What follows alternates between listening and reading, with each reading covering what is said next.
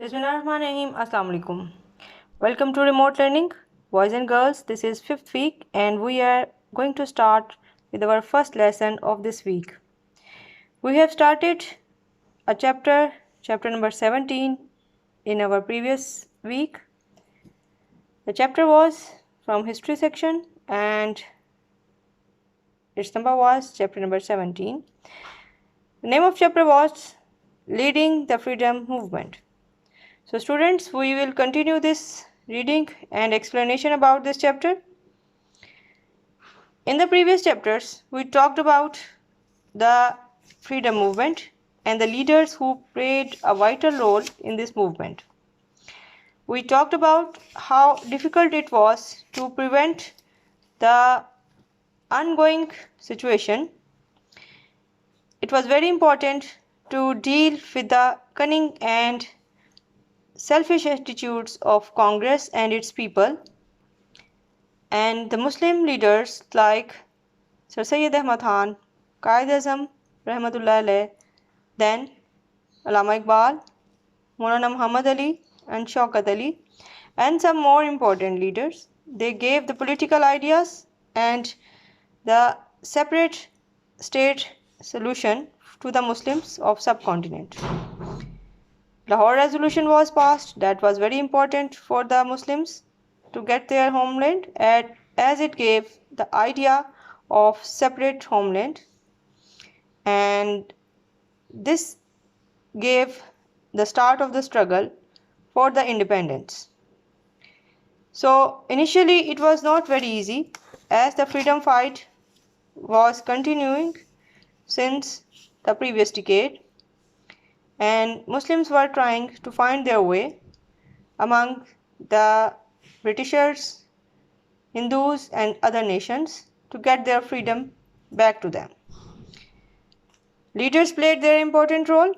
They worked along with the people day and night, and some efforts were useless, like the Round Table Conference, Montego-Chelmsford reforms, Minto-Morley reforms, and similarly some other reforms which were given by the Britishers in order to solve the problem of subcontinent.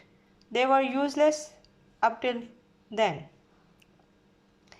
So as the time proceeded, the problems become worsened, and at that time Britishers, they thought to make the subcontinent an independent state under the supervision of Britishers in the important affairs like foreign affairs, defense, and some other important central legislative issues. Muslims and Hindus were both allowed to participate, but to a certain extent, in the legislative council. So the ideas which were given by the Britishers were not totally acceptable by the people of subcontinent, especially for Muslims. Hindus were trying to dominate themselves, and they were trying to get the whole independence in their own hands. So they were completely dominating in many areas already, where the Muslims were intentionally kept behind. So this was again making the situation aggressive. So ultimately, the thought of Muslim leaders paved the way to the struggle, which ended up in the formation of a separate homeland for the Muslims. But we should not forget about the role of the political leaders and their efforts, which they done without any self-reward and without any concerns. If we talk about Muhammad Ali Jinnah, then he was the leader who was very dominant, who was the person who was not going to be under pressure in any way. He was not in a greed of anything. He was just wanted to return the Muslims their independence, but in a proper and better way so that they may enjoy their freedom. So struggles were started when he joined the party like Indian National Congress initially, but soon he realized that it was the political platform for the Hindus only. They were not working for any right of the Muslims of the subcontinent. So that's why he left and he joined the Muslim League. He was initially searching and trying to bring his effort in a way to get the freedom from Britishers, and he was holding the idea of united subcontinent or united India. But soon it was not possible. It was realized by him and his fellows. So the journey started where the troubles were there, but it paved way for the independence. So students, today we will discuss some more issues, some more efforts which were done by Qaid-e-Azam Muhammad Ali Jinnah during his early life, his role when he played it politically, and how his efforts were not endless, they were fruitful to give us a proper homeland to live. So our question for today is related with the effort of and the life of Muhammad Ali Jinnah. Let's start with the question of today. The question is, find out some more things about life of Muhammad Ali Jinnah, the early life.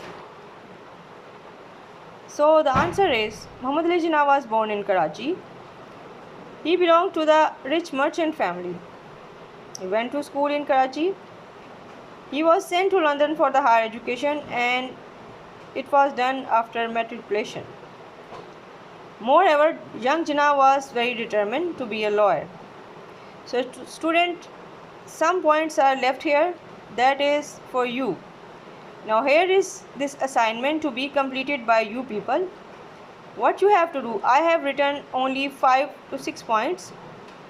You have to add them to make them at least 12. So you may take the help of any search engine like Google. Search some more about the early life of Muhammad Ali Jinnah. Add in these points. Write them in their copies. Take a pic and then submit it in the Google Classroom today. So that is all for today. So already I have done half of the work for you. So more points should be added from your sides, and they must be instead of all these points which I have written for you. So do your work, submit it timely in the Google Classroom.